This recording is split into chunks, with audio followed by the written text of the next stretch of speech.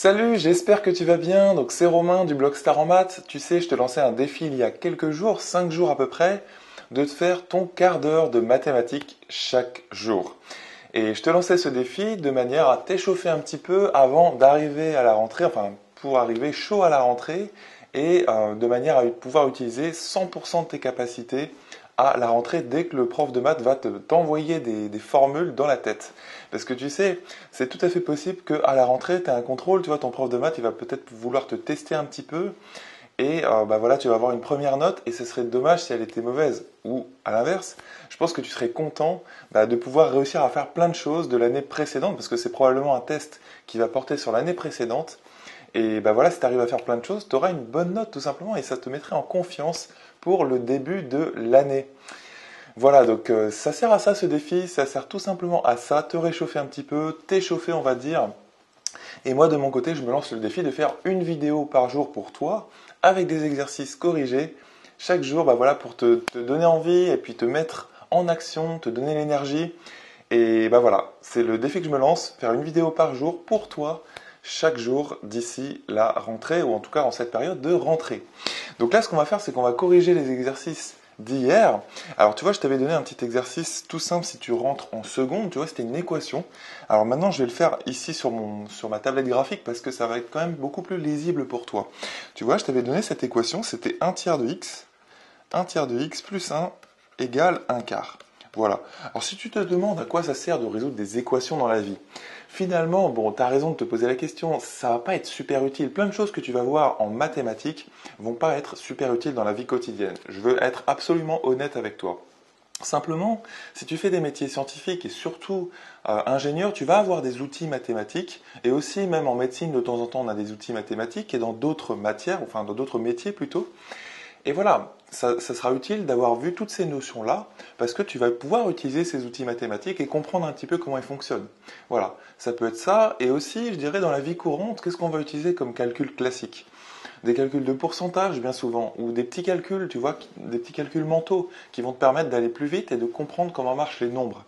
Et c'est super utile, par exemple, là, dans le monde de l'argent, quand tu vas à la banque, ou bah voilà, simplement pour calculer tes primes quand tu gagnes un salaire, ou quand tu veux acheter quelque chose, quand il y a une remise, une réduction, bah, tu peux savoir un petit peu combien est le prix réel. Tu vois, une remise de 10% sur un prix à 49 euros, combien ça donne à la fin, ce genre de choses. Donc voilà, les maths, ça sert à ça dans la vie courante et à ça dans les métiers. Après, ça te donne aussi cette faculté de bien raisonner. C'est pas la seule matière qui permet de faire ça, mais les maths, c'est quand même une matière très puissante pour ça parce que ça te demande de raisonner très clairement, d'avoir une clarté mentale. Et donc, bah, quand tu réfléchis, ça va te demander de faire les choses étape par étape. Ok, j'ai ça comme donnée, donc je peux avoir ça, et donc j'obtiens ça comme conclusion. Tu vois, cette matière, elle est super puissante pour ça. Donc finalement, ça t'aide à mieux raisonner, à mieux réfléchir. Il faut le voir comme ça en fait. Même si les trucs que tu vois vraiment, ils vont pas tous te servir dans la vie courante, c'est clair, dis-toi que c'est un exercice, c'est un entraînement pour améliorer tes facultés mentales, tout simplement, ta capacité à raisonner. Donc là, cette petite équation, tu te souviens des règles pour résoudre une équation? C'est tout simple. On va le faire très vite parce que j'ai d'autres exercices à corriger puis j'aimerais t'en donner pour demain. Donc là, tu passes le 1 de l'autre côté, tu te souviens, plutôt que de passer un nombre de l'autre côté, je t'encourage à faire une même opération de chaque côté du égal. Donc là, tu fais un moins 1 et moins 1. Tu vois, et tu obtiens ensuite, ça te permet de l'enlever de la gauche, et tu obtiens 1 tiers de x. Donc plus 1 moins 1, ça fait 0. C'était le but de la manœuvre finalement. Tu vois, il s'en va de la gauche ici, et tu obtiens 1 quart moins 1. Et 1 quart moins 1, ça tu peux le simplifier en mettant au même demi-hauteur. Tu vois, 1, ça fait combien de quarts? Ça fait 4 sur 4, tu es d'accord? Donc ça te donne 1 quart moins 4 quarts. Voilà. Le 4 quarts d'ailleurs, c'est pas mal. Moi j'aime bien quand il y a beaucoup de beurre dedans. Je sais pas pour toi. Alors 1 quart moins 4 quarts, ça fait moins 3 quarts. Je pense que tu seras d'accord parce que tu fais 1 moins 4. 1 moins 4 et ça te donne moins 3. Donc tu retrouves ton moins 3 quarts. Et là à gauche, tu as 1 tiers de x ici. Comment tu fais pour te débarrasser du 1 tiers que j'entoure ici en rouge? Alors en fait, ce que tu vas faire, c'est que tu vas multiplier de chaque côté par 3. C'est la manière la plus simple de faire. Ou alors tu peux diviser de chaque côté par 1 tiers. Bon, mais finalement, diviser par 1 tiers, ça revient à multiplier par 3. Ça marche? Donc là, ce que tu fais, c'est que tu divises par 3. Hop, tu vois, je le fais comme ceci, divisé par 3 avec un trait penché. C'est un peu moche de l'écrire comme ça, mais voilà, c'est vraiment pour te dire l'opération qu'on fait de chaque côté qui va nous permettre... Alors d'ailleurs, ouais, je me suis trompé, hein, c'est pas un divisé par 3, c'est un fois 3. Hop, c'est un fois 3 que tu fais de chaque côté pour en fait enlever ce divisé par 3 ici à gauche. Donc tu vois, tu fais un fois 3. Hop, et donc à gauche, ça l'enlève bien, parce que tu as un 3 au-dessus, un 3 en dessous avec des multipliés. Attention, hein, petite règle ici, si tu as 5 plus A le tout sur 5, tu ne peux pas enlever le 5. Tu sais, parce que tu as un plus ici. C'est quand tu as un fois que tu peux l'enlever. Si tu avais 5 fois A sur 5, là oui, ça donnerait A, parce que tu pourrais enlever les 5, parce que tu as des fois. Ça marche? Donc là, c'est un petit rappel sur les règles de calcul. T'inquiète pas, hein, ça va rentrer tout ça, faut pas t'inquiéter. Si t'es pas tout à fait à l'aise encore avec ça en seconde, moi tu sais, j'ai plein d'élèves de terminale même qui ne sont pas tout à fait à l'aise, mais c'est pas grave. Il est jamais trop tard pour progresser là-dessus. Donc ensuite, ça te donne un x. Bon, un x, si tu veux, on va le remplacer par x ici à gauche, hein, directement. Égale moins 3 quarts fois 3. Eh bien ça te donne quoi? Ça te fait moins 3 quarts fois 3, ça fait moins 9 quarts. Tout simplement parce que il ne faut pas mettre au même dénominateur, tu sais, quand on a un fois. Là, tu multiplies directement les 3 ensemble et ça te donne moins 9 quarts. Voilà, donc ça c'est la solution. Et à la fin, tu mets s égale, donc tu vois, x égale moins 9 quarts, s égale moins 9 quarts. Avec des accolades autour. Voilà. Est-ce que ça te paraît facile? Je pense que c'est faisable quand même, tu vois. Ça pouvait être un petit peu intimidant parce qu'au départ, on avait des fractions un peu partout. Mais bon, faut pas se laisser perturber par ça. Tu peux avancer. Il suffit juste de connaître tes règles de calcul de chaque côté. Plutôt que de passer un nombre de l'autre côté, demande-toi quelle opération tu fais de chaque côté du égal, ou du inférieur, ou du supérieur aussi, quand c'est une inéquation. Ça marche? Donc ça, c'était le premier exercice. Le deuxième exercice, si tu passes en première S, c'était pas très compliqué. Ce que je t'avais donné, c'était, imagine, tu as un carré. Tu as un carré comme ça, et ensuite, là, il est de côté 4. Alors, quand tu as une figure, essaie de mettre toutes les infos que tu as. Vu que tu sais que c'est un carré, tu mets les angles droits. Et aussi, tu mets les longueurs égales. Tu vois, tu peux mettre des petites marques comme ça. Voilà, là on voit que c'est un carré. Tu vois, on a toutes les infos sous les yeux. Ça c'est super important, je le répète tout le temps à mes élèves. Donc fais-le de ton côté aussi. Une figure, s'il y a des choses qui sont notées en texte dans l'énoncé, hop, tu reportes sur la figure. Tu mets les longueurs égales, les petites marques, tu mets les angles droits, les angles, etc. Ça marche? Donc là, petite question que je t'avais donnée, c'était, imagine, tu as une longueur qui fait x ici, donc une longueur mobile, ou plutôt un point mobile, imagine un point rouge ici qui bouge. Mobile, ça veut dire qu'il bouge, hein, tout simplement. Et là, tu as une longueur de x.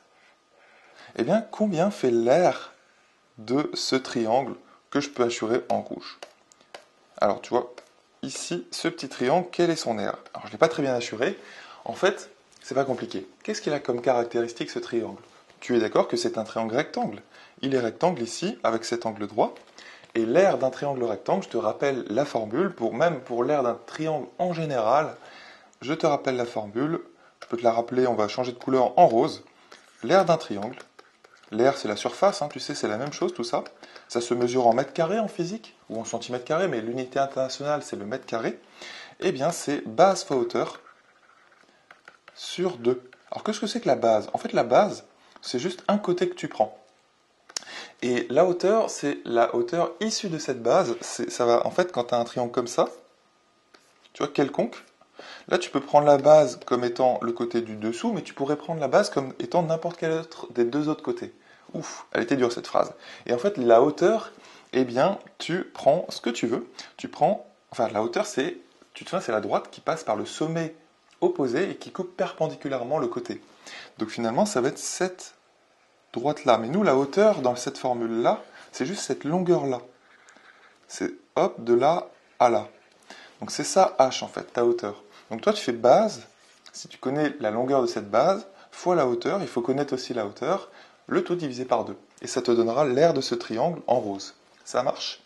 Là, dans notre cas, vu qu'on a un triangle qui est rectangle, tu vois ici, eh ben, c'est beaucoup plus facile parce que la base, tu vois, tu peux prendre le côté du haut, et du coup, la hauteur, ça va être quoi? Issu de cette base, eh ben, ça va être tout ce côté-là, à gauche ici, donc la longueur 4. Tu vois?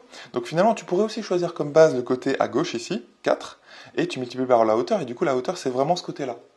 Donc la hauteur, hein, rappelle-toi, c'est la droite qui passe par le sommet opposé et qui coupe perpendiculairement le côté. Donc si tu prends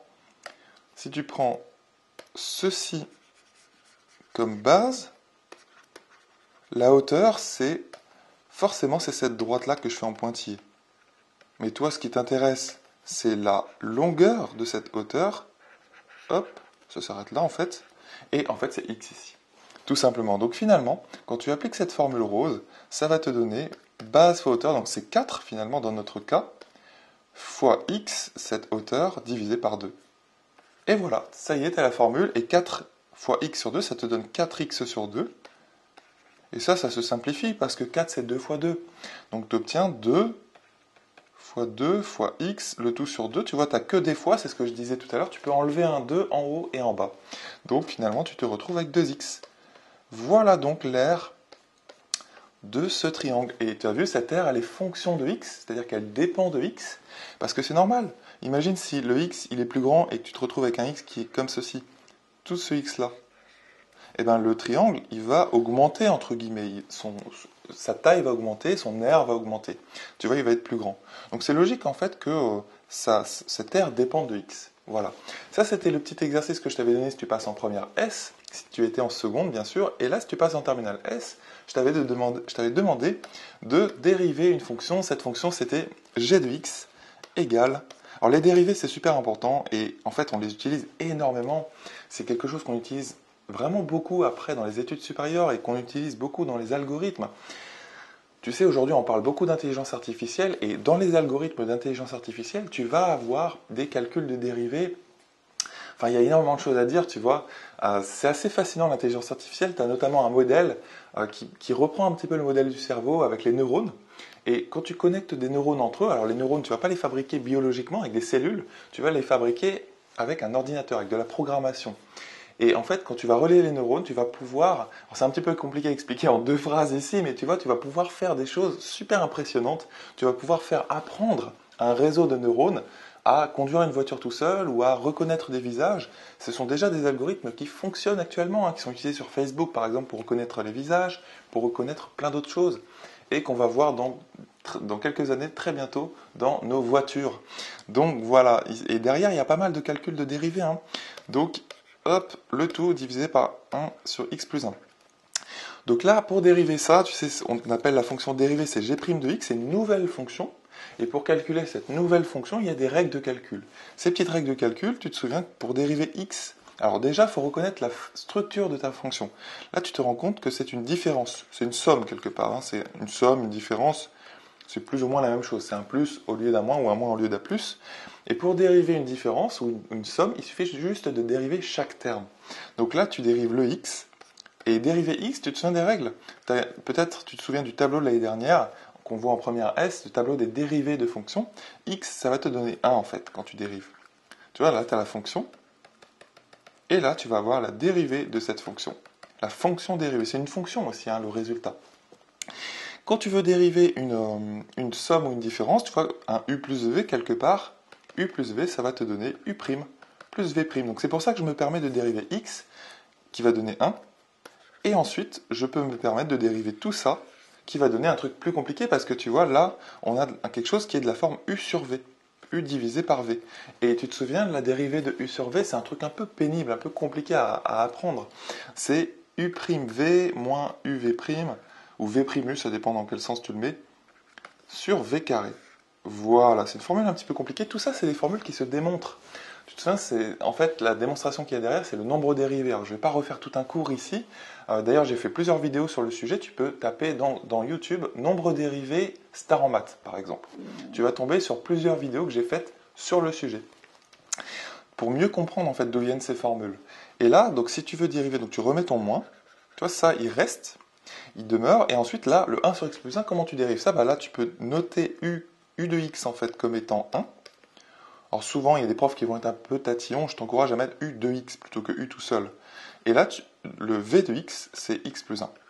Voilà, et là, en fait, tu vas avoir besoin de v' et de u', tu vois. Donc là, je vais les noter juste en dessous. U' de x Bah, c'est quoi la dérivée de 1? C'est tout simplement 0. Donc voilà, ça je l'ai même peut-être pas mis dans le tableau, mais la dérivée de k d'une manière générale, hop, c'est 0. Dérivée d'une constante en fait. Et ensuite, là tu vas avoir la dérivée de v.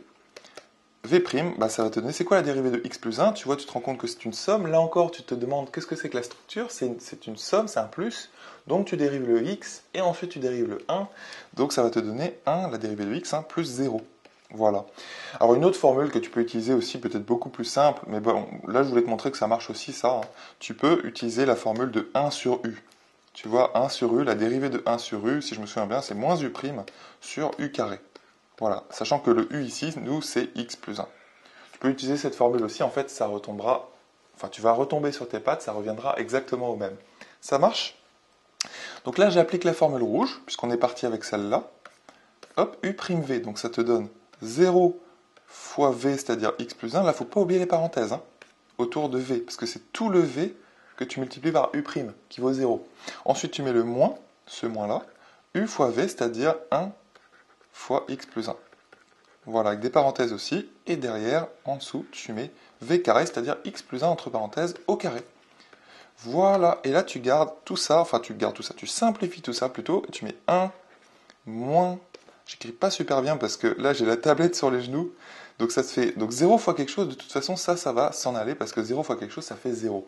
Et moins 1 fois x plus 1, bah en fait si tu développes ça va te donner moins x moins 1. Parce que moins 1 fois x, tu vois, tu peux mettre les petites flèches, ça fait moins x, et là ça fait moins 1. Le tout sur x plus 1 au carré, que là tu gardes, tu ne développes pas ça. Et là ce que tu peux faire, c'est mettre au même dénominateur, et je t'encourage à le faire, parce que ce qui va nous intéresser après pour le calcul de la dérivée, c'est son signe. Donc là, connaître le signe de tout ça, là ce que j'encadre en bleu, c'est pas évident. Donc ce qu'on va vouloir faire, c'est vraiment avoir tout ça sur le même déno, comme ça il suffira juste d'avoir le signe du haut et le signe du bas. Donc voilà, pour le faire, tu mets le 1 comme étant x plus 1 au carré sur x plus 1 au carré. Donc là, tu mets x plus 1 au carré sur x plus 1 au carré. Tu vois, comme ça y est, tu as mis au même déno. Et derrière, alors là, tu vois, tu as un moins. Ce moins-là, tu pourrais le passer au-dessus. C'est possible de faire ça. Ou alors, bah là, tu peux comment dire, mettre un plus. C'est comme si tu avais un moins devant avec des parenthèses. Donc finalement, tu vas te retrouver avec un x plus 1 au-dessus. Donc plus x plus 1. Voilà, prends du temps, mets sur pause hein, si tu as besoin de comprendre ce petit passage. Le tout sur le même dénominateur, justement, c'était le but de la manœuvre, mettre au même déno. Et voilà, et là tu peux développer là-haut, en dessous tu ne développes pas, tu tires un grand trait de fraction, x plus 1 le tout au carré. Et au-dessus ça te donne x au carré, plus 2x, tu te souviens, c'est une identité remarquable. Plus x, plus 1 qui traîne à la fin. Voilà, ça, j'ai développé ça, tu vois, et ça te donne ça. Voilà, et là tu simplifies, hein. Ça se simplifie bien, donc ça fait x au carré, plus 3x, plus 2, si je ne me suis pas trompé, normalement ça donne ça, sur ton carré. Voilà, et ça c'est le résultat que tu peux encadrer et trouver le signe de ça, ça se fait bien. Ça se fait bien pourquoi? Parce qu'en dessous c'est un carré, ça va être positif, et au-dessus c'est un polynôme du second degré, normalement tu sais trouver le signe. J'en parlais il y a quelques jours, tu sais trouver le signe d'un polynôme du second degré, tu te souviens c'est une parabole tournée vers le haut ici parce que tu as un A qui vaut 1, et donc est-ce que ça coupe l'axe des x ou pas? Et pour ça il faut calculer delta. Voilà, et je t'encourage à finir, hein. Essaie de finir ça, trouver le signe de ça et de faire le tableau de signes de cette dérivée pour ensuite obtenir les variations de ta fonction g. Ça, c'est une question du bac, hein. C'est vraiment une question du bac. Au bac, tu auras une fonction un petit peu plus compliquée, mais ça va être la philosophie. Ils vont te faire dériver une fonction. Allez, je te donne les exos pour demain, c'est parti. Donc, si tu passes en seconde, exo tout simple, je te demande de factoriser. Factoriser tout simplement 8 plus 16x. C'est vraiment pas très dur, mais tu vois, ça va nous permettre de nous rappeler un peu de ce que c'est que la factorisation, plus 24x au carré. Si tu passes en première S, là, je te demande de, tout petit peu plus compliqué comme exo, imagine tu as une moitié de carré ici, hop, tu as 4 et 4 de longueur, donc là tu as forcément un angle droit, tu peux mettre les longueurs égales avec des petites marques aussi comme ça, et là tu vas avoir un triangle bizarre, donc tu vas avoir une longueur x, donc ça fait x comme longueur en rouge, et cette longueur-là, tu vas la retrouver ici. C'est un petit dessin vraiment vite fait, pas très joli, mais bon. Voilà, ici tu vas retrouver ton x. Et là, tu vas avoir un triangle qui va se former en rouge. Tu vois? Et l'idée, c'est de savoir quand est-ce que l'aire de ce triangle en rouge l'aire du triangle rouge est égale à la moitié. Alors, ouais, c'est ça, hein. Allez, on va prendre ça, la moitié du triangle bleu total. Voilà. Et plus particulièrement, la question c'est, quelle valeur de x, peut-être qu'il y en a une, peut-être qu'il y en a plusieurs, quelle valeur de x il te faut avoir? Alors le x, je peux le mettre en noir. Tu vois, le x, c'est vraiment cette petite longueur en noir qu'on retrouve en bas. C'est la même en fait. C'est pour ça que j'ai remis x en bas. Donc imagine, c'est plus petit que 4, forcément, le x. Hein. Le x, il va varier entre 0 et 4. Ça peut être 1, ça peut être 2, ça peut être 3, mais ça peut pas être 5x. Tu vois? Sinon, ça va sortir un peu de l'écran. Enfin, pas de l'écran, mais du triangle. Donc finalement, là, c'est ça la question. Quelles sont les valeurs de x, ou la valeur de x, qui permet d'avoir un triangle rouge? Parce que tu es d'accord que le triangle rouge, il va varier, il va dépendre de x. Eh bien, quelle est la valeur de x qui fait que le triangle rouge va être la moitié en aire de l'aire du triangle bleu? Donc de l'aire, ici. Ça, c'est l'aire, en fait. Voilà, c'est un petit exercice déjà qui est moins évident. Et ensuite, si tu passes en terminale S, là, je te donne une suite. Imagine une suite définie de cette manière qu'on appelle une définition par récurrence. Un plus 1 égale un sur 1 plus un. Et là, l'idée, donc je te donne u0 égale 1. Voilà, ça c'est une suite définie par récurrence. C'est de calculer u1, u2. Et si tu passes en terminale, hein, tu fais aussi les deux autres exos. Ça va t'entraîner. Et ensuite, tu peux faire une conjecture. Tu te rappelles ce que c'est une conjecture? C'est ce que tu penses vrai, mais ce n'est pas encore démontré, sur le sens de variation de cette suite. Sur le sens de variation de cette suite. Voilà. Tu vas voir en calculant U0, U1 et U2 ce qui se passe. Est-ce que ça monte, en gros, ou est-ce que ça descend? Est-ce que c'est croissant comme suite, ou est-ce que c'est décroissant? Alors, il ne faut pas utiliser le verbe être comme je viens de le faire, c'est semble décroissante ou semble croissante. C'est ça une conjecture. C'est pas encore démontré, donc tu vois, tu vas pas l'affirmer avec le verbe être. Voilà, j'espère que tu as bien noté ces exos. Prends le temps, tu peux mettre pause sur la vidéo et je te laisse les faire pour demain. Si tu veux télécharger mon guide qui s'appelle 7 astuces pour augmenter rapidement tes notes en maths, je te laisse cliquer sur le lien juste en dessous. C'est un guide gratuit que tu peux lire et que je te recommande de lire. J'y raconte mon histoire d'élève en fait et surtout les astuces que j'ai trouvées qui vont te permettre d'augmenter ta moyenne en maths et aussi ça peut te permettre d'augmenter ta moyenne dans les autres matières. Voilà, je te laisse aller voir ce guide. Je te dis à demain dans la vidéo de demain, défi du jour numéro 6, je crois, demain. Aujourd'hui c'est le 5, ou alors je me trompe, ça va être 6 et 7. Allez, salut, à demain, c'est parti.